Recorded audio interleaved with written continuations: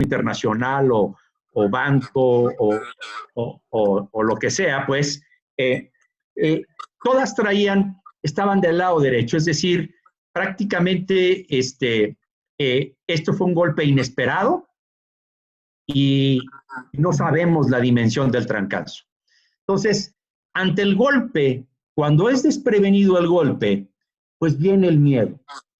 Si vemos aquí hay un miedo, esta gráfica, que es muy usada en los mercados financieros, y como saben, los mercados financieros pues desarrollan sus gráficas a veces basados en indicadores muy simples.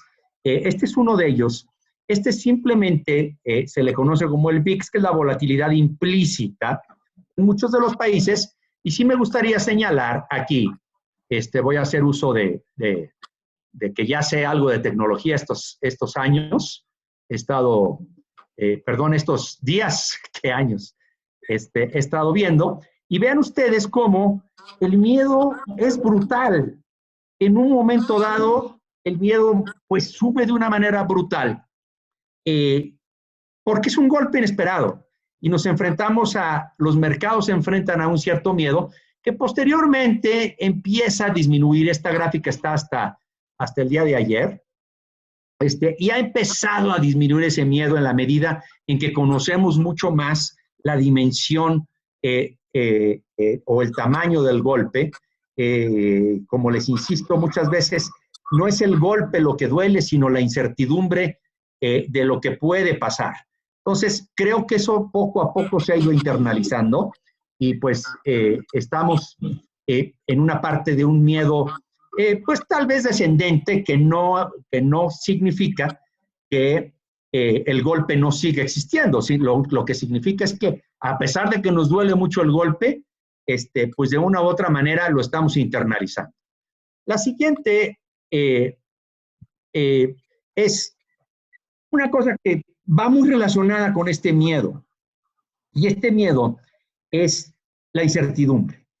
Les insisto, nunca en la historia reciente, desde la Gran Depresión, habíamos tenido tanta incertidumbre económica. Hemos tenido eventos desde 1959 y 60, como ustedes pueden observar aquí. Voy a volver a poner mi tecnología para mostrarles que ya he aprendido mucho.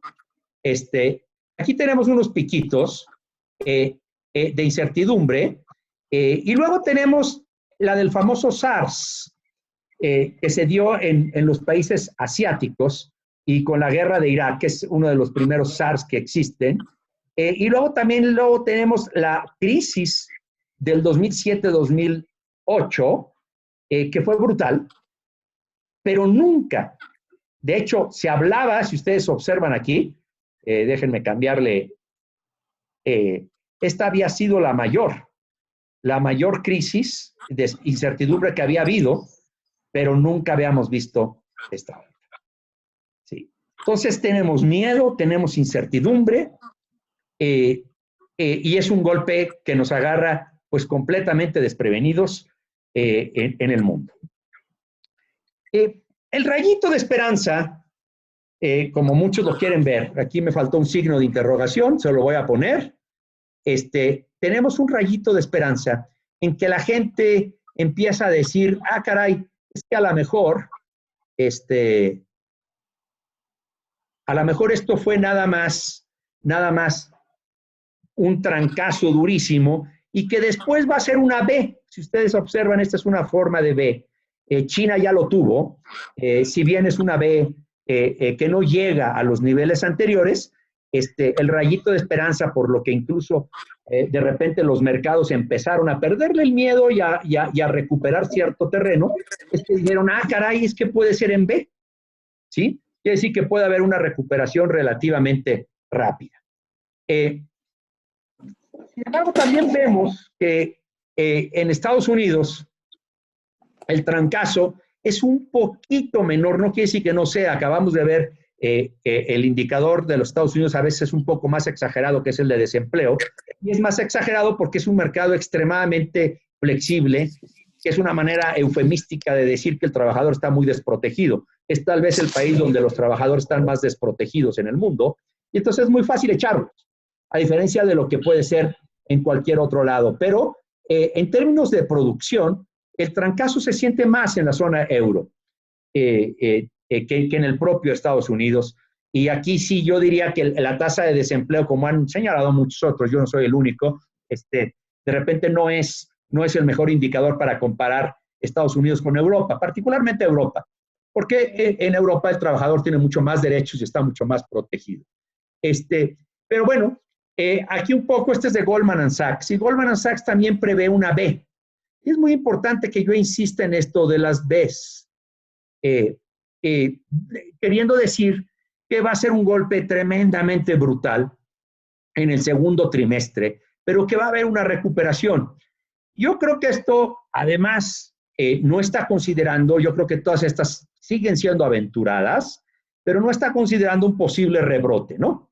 En términos de la pandemia. Pero tomándolo en general, por lo que los mercados han empezado a subir, los mercados perdieron brutalmente, han empezado, de hecho, a ganar terreno. La revista esta conocida, The Economist, esta semana, también se pregunta por qué los mercados están tan entusiasmados, ¿no? Y el entusiasmo, pues, es básicamente porque se cree que va a haber un rebote relativamente rápido. Y ya yendo un poquito más hacia México, yo le llamo aquí la yunta. La yunta es porque, si ustedes observan, tengo el indicador azulito, es el indicador gringo el famoso índice de compras por parte de los manufactureros, y puse también el equivalente mexicano, que en México lo lleva, como todos ustedes saben, el IMEF. Y ustedes observan, pues, realmente nuestra economía está muy sincronizada con los Estados Unidos, a veces para mal, a veces para bien. Hablo como cortoplacista aquí, en el sentido de que muchas veces cuando la economía norteamericana, por eso les decía yo aquí esta parte de Estados Unidos, que si repunta, pues presumiblemente podría jalar a México, ¿no? Entonces eso, si bien es una pequeña buena noticia, pues habrá que ver también otros fundamentales mexicanos, que ya los veré más adelante. Luego viene algo que yo no había visto. Miren, tengo algunos años con esta inquietud, y la fructifiqué hace como unos 3 años en una tesis de licenciatura. Puse un muchacho que le dirigí su tesis de licenciatura. Veíamos por qué, nos preguntábamos, tenemos una base de datos muy grande, y nos preguntábamos por qué los famosos pronosticadores, ¿no? Todos estos pronosticadores, ¿por qué siempre estaban muy de acuerdo? Que llama mucho la atención, y le llamo como una caja negra, porque realmente nadie conoce sus modelos. Casi todos sueltan el pronóstico, pero nadie conoce los modelos, en teoría, porque pues, es el famoso know-how, ¿no? Y cada uno tenía el suyo. Pero lo que encontramos en esa tesis de licenciatura es que no diferían. Y había un líder en este tipo de cosas, hay un líder, y el líder era Hacienda, y generalmente todos los pronosticadores seguían a Hacienda con más o menos una desviación estándar, pero no diferían mucho. Hay muchas explicaciones, no quiero narrarle la tesis. Lo que les quiero decir es que por primera vez veo yo una divergencia tan abrupta. Tenemos gente diciendo que va a ser menos 8%, y tenemos gente diciendo que no, que a lo mejor es menos 3.1%. Evidentemente, hay una divergencia importante. Está el Bank of America, que ha estado muy activo tratándose de anticipar a todo el mundo y tratándose del más catastrófico. Y por otro lado tenemos a Banorte, pues que ha estado tratando de ser más moderado. Ustedes pueden ser, aquí hay mucha crema para sacar análisis, pero sí es un dato desde mi punto de vista inédito que hemos tenido ahora en esta divergencia. Y tiene que ver con la incertidumbre, tiene que ver con el miedo, y también tiene que ver, eso sí lo tengo que decir, tiene que ver que si decía yo que cuando el anterior modelo económico estaban casi todos alineados con Hacienda, ahora no. Y eso llama la atención, ¿eh? Llama mucho la atención porque ahora no se alinean con Hacienda y antes sí. Lo dejo como pregunta y interesante, creo yo. Ustedes den la interpretación que gusten, pero esto es interesante. Si bien por un lado refleja la incertidumbre, lo desprevenido que nos agarró el golpe, puede reflejar también otras cosas. Bueno, esta es la interrogante mexicana. Ya estoy entrando un poquito más a México y la interrogante es, ¿tendremos una B o tendremos una U larga? Hay gente, obviamente no lo quise yo incluir aquí, hay gente incluso que predice una L en el sentido de que tardaríamos muchísimo en la recuperación. La verdad es que esta es una incertidumbre. El pronóstico que se ve aquí, quisiera yo aquí que vean, está el indicador global de actividad económica. Esta es una, no es mía, por cierto, la puse porque creo que es de las más moderadas, creo que la más sólida hasta este momento de las que yo he visto. Yo no me dedico a hacer pronósticos, tengo que especificarlo. Sería una irresponsabilidad de mi parte decirles que los hice yo. Esta es una de las fuentes las que yo más confío, que es Rafias, que es Raúl Feliz. Y él trae, por ejemplo, que el mayor decrecimiento lo vamos a tener obviamente, como casi todo mundo, en el segundo trimestre, ¿sí? Y lo que marcaría que en el tercer trimestre, pues, seguiría habiendo tasa negativa, pero a partir del cuarto semestre es algo de positivo. En otras palabras, lo que este pronóstico nos está sugiriendo es que tendríamos una U. No es tan V como en China y el propio Estados Unidos, pero aparentemente es una U un poquito larguita, es decir, no es este cálculo que traen algunos de una L larga. Y eso, pues, hasta cierto punto, pues, no es tan mala noticia para el caso de nosotros. Déjenme, voy a borrar aquí esto porque si no voy llenando aquí de cosas. Y bueno, me voy a saltar esto y también me voy a saltar esto. Veo que estoy empezando a carrerearme. Este es un análisis de qué sectores fueron los que le pegaron y un cálculo de cómo calcula Deloitte, particularmente, que iría recuperándose. Cuando ustedes ven, el área más golpeada que ustedes ven, obviamente, es la parte de turismo, hoteles, viajes, restaurantes y el famoso retail. Aquí está en pocho, porque es de Deloitte. Pero vean ustedes la caída que es abrupta y según Deloitte, el cálculo es que será estos sectores golpeados alcanzarán realmente sus niveles anteriores hasta el año que entra. Es decir, solamente estos sectores que han sido los más golpeados, pues podrán reponerse pues en algún momento terminando el primer trimestre del año que entra. Me voy a saltar esta también y vamos al empleo, que hoy ya tenemos una visión un poco más clara porque el IMSS sacó ayer estadísticas de abril, pero esto tiene que ver con el HDN1 que pasó en 2009, que además se conjuntó con la crisis financiera de esos años. Y vemos, en aquel entonces se perdieron 579,000 empleos. Bueno, este mes llevamos prácticamente esa cifra y nos falta, pues, el mes de mayo. Entonces, es importante verlo y dónde es donde más se perdieron esos empleos. Y son Ciudad de México, Jalisco, Chihuahua, Tamaulipas, Baja California, Puebla, Guanajuato, Coahuila. Y ahí le voy a parar.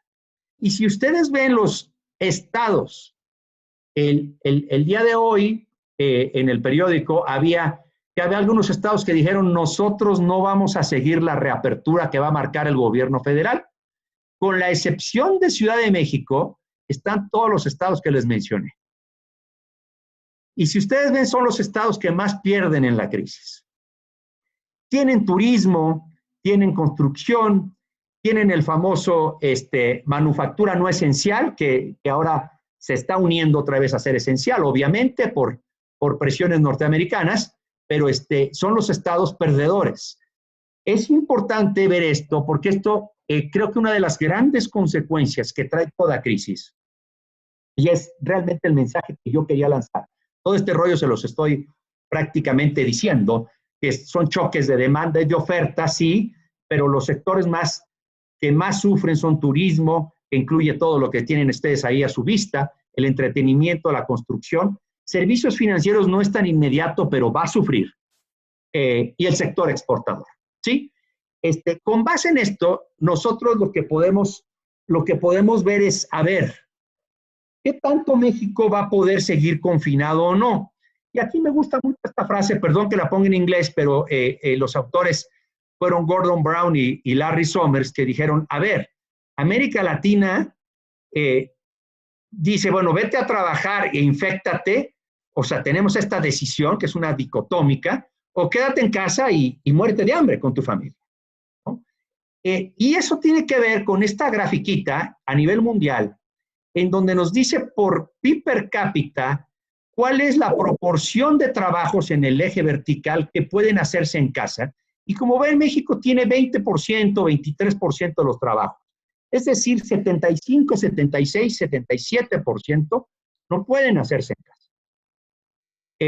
Entonces, tampoco es que a veces seguimos el modelo europeo, donde de repente, si ustedes ven Luxemburgo, obviamente es un punto aberrante, pero Noruega, Irlanda, incluso Estados Unidos, traen porcentajes de 40 y tantos % que se puede hacer. Y se pueden confinar más que nosotros. Y es una decisión difícil la que tenemos, pero en fin. Déjenme cerrar un poquito, porque ya les puse la parte de estados, que los estados son los perdedores. Y aquí déjenme poner la estadística que dio ayer el Seguro Social. Y aquí tenemos que se repiten, no son todos exactamente, pero se repiten algunos de los estados que yo les mencioné, de los que han tenido pérdidas importantes en el mercado laboral. Y esto es, como yo lo interpreto, un aspecto muy, muy difícil, porque esto va a reconfigurar las relaciones de poder. Miren, en 1995 casi nadie lo vio. Se rescató a los bancos, etcétera, pero casi nadie vio un rescate que se le hizo a los estados y municipios. Los Estados Unidos acaban de rescatar prácticamente a todos sus estados. Alemania acaba literalmente de rescatar, no lo digo en términos negativos, pueden llamarle ayuda, si ustedes gustan, a sus estados. Y en el caso mexicano, en el 95 tuvimos la creación del ramo 33, que entra en el 97, pero fue básicamente una especie de rebelión de los estados y hubo que tener una válvula de escape y se llamó la descentralización. En el 2007-2008, la deuda subnacional era muy baja y el gobierno literalmente se hizo de la vista gorda. Aquí sale Coahuila, aquí sale Moreira, y aquí sale Quintana Roo, y de aquí salen varios estados de los rebeldes. El gobierno se hace de la vista gorda porque era una válvula de escape. En las crisis siempre hay una especie de recomposición de poder político, sobre todo con gobiernos estatales. Hoy andan llamando a pacto fiscal. Entonces, creo yo que una de las grandes consecuencias que va a haber en el caso mexicano es que vamos a empezar a ver, ya las empezamos a ver de hecho, amenazas de abandonar el pacto fiscal, buscando concesiones hacia estados y municipios, que dicho sea de paso, desde el 95 han sido muchísimas. No quiero juzgar si buenas o malas. Lo único que estoy tratando de decir es que esto nos va a traer o nos va a llevar o nos va a orillar hacia un nuevo pacto fiscal. Y el twist que yo le quería dar a esta plática es que creo que vamos a empezar a ver aquí un juego a las vencidas entre el Ejecutivo. Es un Ejecutivo que está dispuesto a pelear un poco más con respecto, por ejemplo, al del 2009 que hubo, les insisto, reacción de los estados, o al del 95 que hubo reacción muy fuerte de los estados, y en todas ellas han salido, pues, siempre recomposiciones e incluso nuevas acciones por parte de los estados o nuevos pactos, a veces informales, o a veces formales, como en el 95. Pero creo yo que la herencia de esto, más allá de que va a ser una herencia económica de manera importante y fuerte, es que vamos a estar viendo una recomposición o una demanda de más descentralización y amenazas de abandonar el pacto fiscal, con lo cual yo creo que esto aunado con una reforma fiscal que irá a ser necesaria en el caso de América Latina, de México, va a tener que haber una convención hacendaria para poder dirimir las diferencias con respecto a la federación. Por último, lo más les quiero decir es que México está enfrentando esta crisis, a diferencia de otros países, con un problema estructural de finanzas públicas y con un gasto ya de por sí muy presionado, con lo cual hay bajos grados de libertad, pero todavía hay algo, si ustedes ven aquí, hay un poquito más de grados de libertad en términos de lo que los mercados estarían dispuestos a concederle a México como deuda, pero que pues este gobierno no la ha querido tomar por múltiples motivos. El mensaje que yo les quiero decir es que vamos a ver una demanda muy fuerte para una renovación o reformas del pacto fiscal, estados y municipios. Ya empezamos a verlas en otros países y no veo por qué México vaya a ser la excepción. Gracias. Muchas gracias, doctor Fausto.